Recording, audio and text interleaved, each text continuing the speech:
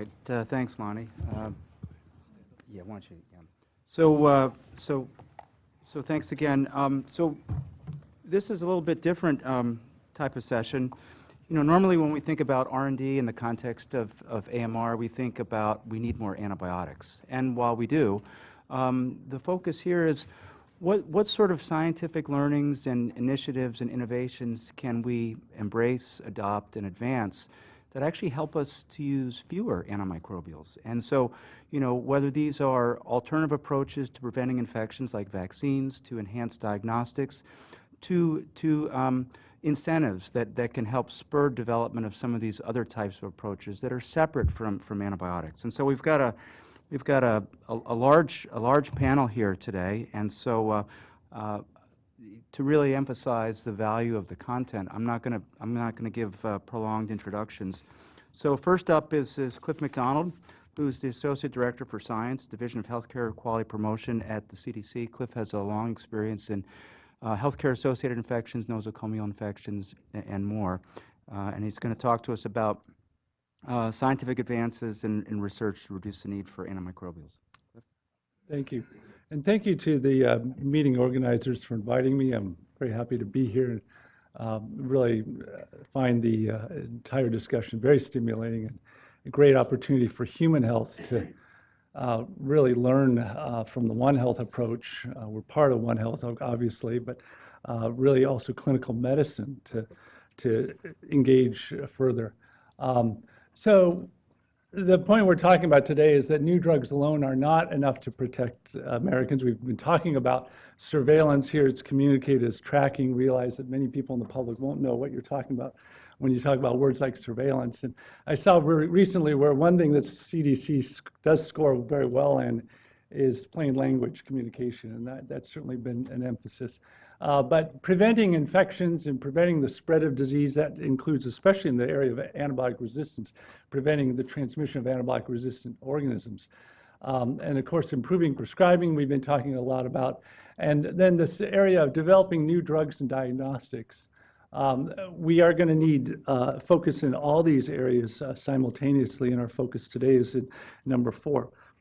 We've learned a lot in my division from the battle against healthcare-associated infections, which really precedes, in many ways, the recent focus on antibiotic resistance. It doesn't precede antibiotic resistance, but we really saw a great mobilization in the field in the battle against HAIs from patient engagement, from grassroots support, and moving with local government to mandate state reporting and great action. And through that, we've seen many infections prevented. That's on the top of this bar. There are many more that are still preventable using existing technologies. And that's a lot of what we were talking about yesterday with stewardship and using antibiotics more wisely. We know about that. But then there's still going to be remaining infections, antibiotic resistance, that is going to need new approaches and new innovation. And I do want to just sort of mention just right here, as I was thinking about this morning, I want to just say, let's keep always in mind, for us, it's always to remain very patient-centered.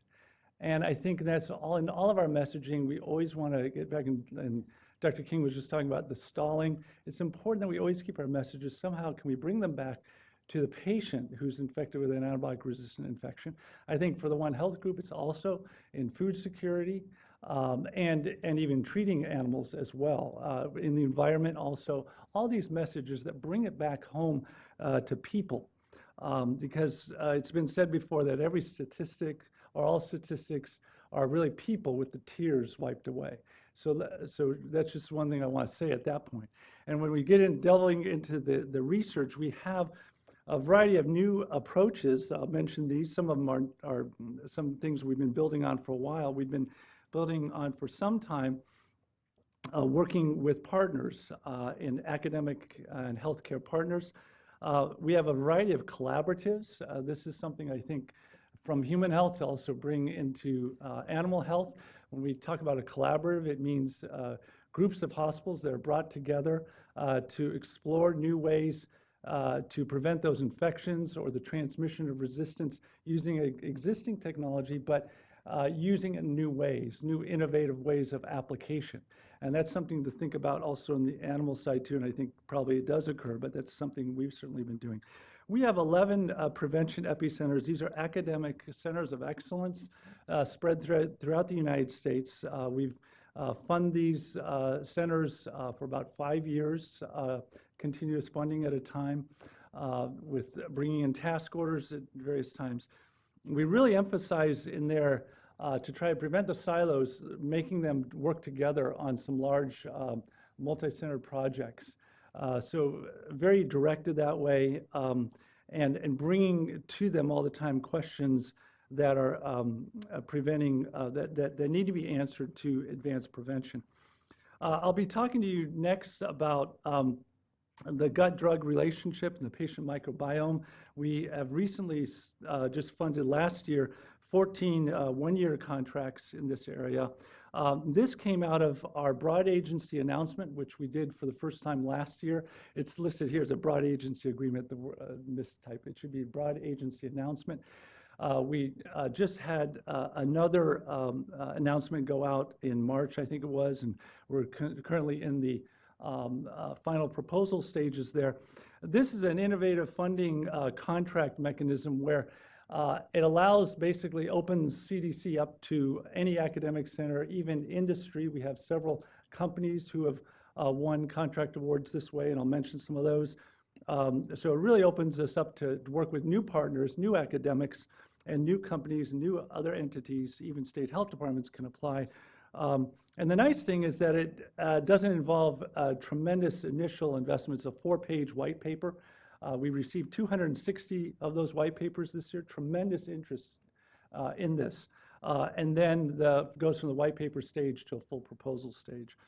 And I mentioned already some partnerships with industry, and I will again, but also we are just really trying to open up and facilitate the development of tests for antibiotic resistance with our antibiotic resistant isolate bank. And also a large number of sequence that are being placed at NCBI, making all of our sequence data available. It's our goal to get that data up as soon as possible. So I'll now speak specifically to the microbiome. We've made significant investment there last year, also in our prevention epicenters, in addition to the some of those 14 awards were in the prevention epicenters. And again, this year we'll be awarding significantly in this area. Why do we think the microbiome is so important? Well, really, we do believe that it's integral to antibiotic resistance. Obviously, you know about it as the community of organisms, and again, translating this to the public, it is germs in or on our body. And a healthy microbiome, as we try to translate, protects you from infection. And we talk a lot about antibiotic pressure, but it really is pressure on our microbiome, and collectively it's on the community, the human population microbiome, it's on the environmental microbiome, it's on the animal microbiome. And I'll say more here in these coming slides. And one way we communicate around this is that a healthy microbiome is like a forest. It is an ecology, right? And when we're talking about antibiotic resistance, we're really talking about ecologies all the time. But one thing we're shifting as we're trying to talk to the human medical community, it's not just about selection within a species, it's selection across species. I think a long time, and I found this in a lot of my training and everything, we always thought about antibiotic resistance as that resistant mutant gets an advantage over its brothers and sisters in that same strain or in that same species. But it's not really that. These are complex communities. That's how we find microorganisms in the laboratory. We isolate them on a plate, but they live in a community. And it's antibiotic pressure on the community that is like a forest fire that disrupts that microbiome, and it wipes out all that normal flora, just like a garden with Roundup. What will you get when you spray Roundup across your garden? You'll get weeds. And that's what happens with the resistant bacteria. They take advantage, and then they overgrow and they dominate. And so I think that the One Health community can be communicating to the public on the microbiome in this way. And so our key premise in this area is that the intact human microbiome is a primary host defense for preventing these antibiotic-resistant outcomes of public health importance. What are they? Colonization, dominance, which has been defined in some early human health literature as 30% or more of the microbiome, but it can be defined other ways. That often precedes transmission, and often is associated with high organism numbers, high organism load, and it's also been associated with infection. Specifically neonatal populations and hematopoietic stem cell transplant patients, you can see where dominance with an organism is a precedent risk factor for becoming infected. Now, in human medicine, we've often called these organisms opportunists. And why do we call them opportunists? Because normal, healthy people don't usually get infected with them, but the problem with that word is it focuses a little too much on the immune system when really the problem is the microbiome. And there's this other term, pathobionts, which actually implies an organism that causes inflammation, but it doesn't do that until the microbiome has been disturbed in some way. And certainly C. difficile and Salmonella are pathobionts, Campylobacter. Some of these other organisms, VRE, Enterococcus, for example, is probably not that inflammatory mediating, but others certainly are. Even the gram negatives in general, the CRE, the ESBLs, these are found in Enterobacteriaceae, which are part of this phylum known as the Proteobacteriae. They're all pro-inflammatory. And normally our microbiomes have less than 3%, 1 to 3% of our microbiome, even less than 1%, is Enterobacteriaceae. And you get on antibiotics, you repeatedly see those numbers bloom. And with that, the antibiotic resistance germs. Anyway, I can't go into detail, and there's certainly people in this room who could talk more about what goes into colonization resistance. It's a variety of things listed here. Certainly competition for food sources is part of it. But there's other things too. Direct inhibition through bacteriocins, and antibiotics that one bacteria makes against another. I mentioned immune modulation and certainly nutrient utilization, but happy to talk more about that. What are we trying to do to try to move the field in public health and in industry and in diagnostics towards the microbiome? We're working on microbiome indices that can be used in clinical medicine. They could be used in one way to characterize the risk of specific antibiotics and other disruptive agents. It's not just antibiotics that disrupt the microbiome. We've heard about stress. Certainly many other drugs do it as well. And also to help industry with the development of new antibiotics that are less microbiome disruptive, or also the development of microbiome protectants. For example, there are right now under development, for example, a beta-lactamase enzyme you take orally and basically breaks down any antibiotic that's gotten into your gut. Some very encouraging phase 2, phase 3 data on that. Another agent that's of activated charcoal-like substance, so microbiome protectants. Also microbiome restoratives. Well, those would be probiotics. We'll probably hear more about probiotics also on the animal side as well. One big thing that human medicine just stumbled on recently is fecal microbiota transplantation, now often used for multiply recurrent C. difficile. Of course, in veterinary medicine, it's been used as transfondication for decades. It's another example where human medicine could learn from veterinary medicine, and it's quite effective. But probiotics is, in human medicine right now, all the probiotics are nutritional supplements. None of them have a therapeutic drug claim, but there is interest in moving towards that. So what is the concept here of microbiome indices? It's to really trying to align the science around antibiotic-resistant outcomes. So a big part of it is to come up with what are the measures of microbiome disruption that are the best risk markers for someone becoming colonized. And once they become colonized with one of these antibiotic-resistant organisms, the expansion of that in numbers.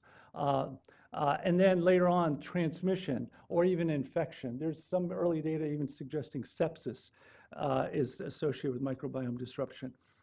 So there's the outcome side, tying those epidemiologic outcomes to microbiome indices, coming up with the indices themselves. They're broad in number. They range from simple Shannon diversity to functional indices. The biometabolism we know now is very important for C. difficile infection, for example. Happy to talk more about that, don't really have time.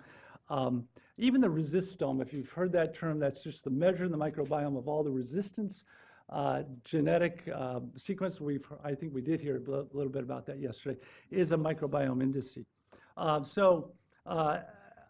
I don't have enough time to really go into any more detail on that, but they can be used in a variety of ways, tailoring even antibiotic stewardship, following patients throughout their care, developing new drugs that are less disruptive or restorative or protective. I just mentioned this, some very encouraging data, early data with fecal microbiota transplant. If we had time to look at this, basically show you that in hematopoietic stem cell transplant patients who are very disrupted in their microbiome, colonized with carbapenem-resistant Enterobacteriaceae. Typically, that colonization will last a year or more, with fecal microbiota transplant clearing it in 1 week in many patients, or a month. A big determinant is whether they get more antibiotics, right? Because then they'll get it back. The other area that I'll just touch on is phage therapy.